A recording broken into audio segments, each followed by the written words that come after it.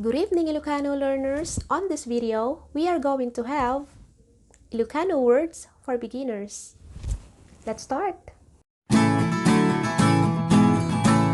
Our first word, shock. Shock. Sa Tagalog, ako. Ako. Shock ni Kikay. Shock ni Kikay. Ako si Kikay. Ako si Kikay.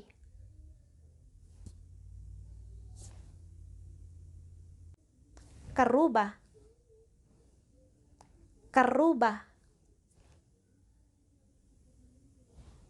Kapitbahay. Kapitbahay. Shakti karubada. Shakti karubada. Ako ang kapitbahay nila. Ako ang kapitbahay nila. Nasayaat. Nasayaat. Sa Tagalog, mabuti. Mabuti. Nasayaat. Nasayaat ta adadtoy-kan. Nasayaat ta adadtoy-kan. Mabuti at andito ka na. Mabuti at andito ka na.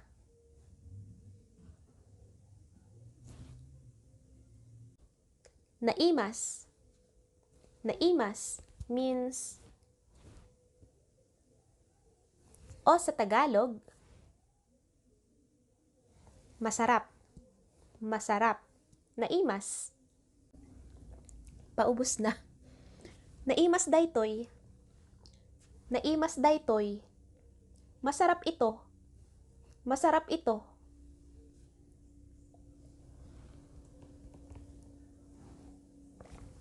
Naibuson. Sa mga mahilig sa bagoong dyan, ito ang Ilocano ng bagoong. Bugoong. Bugoong. Bagoong. Bagoong. Tagalog po yan. Kayat ko ti bugoong. Kayat ko ti bugoong. Gusto ko ng bagoong. Gusto ko ng bagoong. Awan. Wala. Wala. The English word for this one is none, gone, or don't have. Awan karubak. Awan karubak. Wala akong kapitbahay. Wala akong kapitbahay. Awan isuna ditoy. Awan isuna ditoy. Wala siya dito. Wala siya dito. She's not here. So, isa pa pala yan sa katumbas. Not. Example naman ng awan as gone. Awan isunan. Awan isunan. Wala na siya. Wala na siya. This one, it could mean either the person already left or that the person is already dead. The person is already gone. Innapoy. Innapoy. Innapoy. Kanin sa Tagalog. Rice. Kayat mo pa'y tiin na poy? Kayat mo pa'y tiin na poy? Gusto mo pa ng kanin? Gusto mo pa ng kanin? Do you want more rice? Napintas. Napintas. Maganda. Maganda. That's Tagalog. Napintas isuna. Napintas isuna. Maganda siya. Maganda siya. She's beautiful. Napintas ka. Maganda ka. You are beautiful. Dakkel. Not kill, you guys. Dakkel. Malaki. Malaki. Big. Dakkel ti balayda. Dakkel ti balayda. Malaki ang bahay nila. Malaki ang bahay nila. Their house is big. And the opposite of dakkel is basit. Basit. Maliit. Maliit. Small. Basit ti balay ko. Balay ko. My house. Basit ti balay ko. My house is small. Mangmanganak. Mangmanganak. Kumakain ako. Kumakain ako. I'm eating. Mangmanganak pay. Mangmanganak pay. I'm still eating. Kumakain pa ako. Kumakain pa ako. Kabsat. Kabsat. Kapatid sa Tagalog o sa Ingles ay sibling, a brother or a sister. Kabsat ko isuna. Kabsat ko isuna. Kapatid ko siya. Kapatid ko siya. Ito namang gayem. Gayem. It means friend. O sa Tagalog, kaibigan. Kaibigan. Example, adda gayem ko nga makasarita ti Ilocano. Adda gayem ko nga makasarita ti Ilocano. Meron akong kaibigan na nakakapagsalita ng Ilocano. Meron akong kaibigan na nakakapagsalita ng Ilocano. Ngayon, ulitin naman natin yung Ilocano. Uli. At dagayem ko nga makasarita ti Ilocano. I have a friend that can speak Ilocano. Ito, nabanggit ko na rin to kanina doon sa ating example. Balay. Balay. Sa Tagalog, bahay. Bahay. Ayan ti balayo ditoy. Ayan ti balayo ditoy. Saan ang bahay nyo dito? Saan ang bahay nyo dito? Where is your house here? Huwag niyong kalilimutan ang salitang ito. Agyamanak. Agyamanak. Sa Tagalog, salamat. Salamat. Agyamanak ta adadtoy ka. Agyamanak ta adadtoy ka. Salamat at andito ka. Salamat at andito ka. Thank you that you're here. Malum.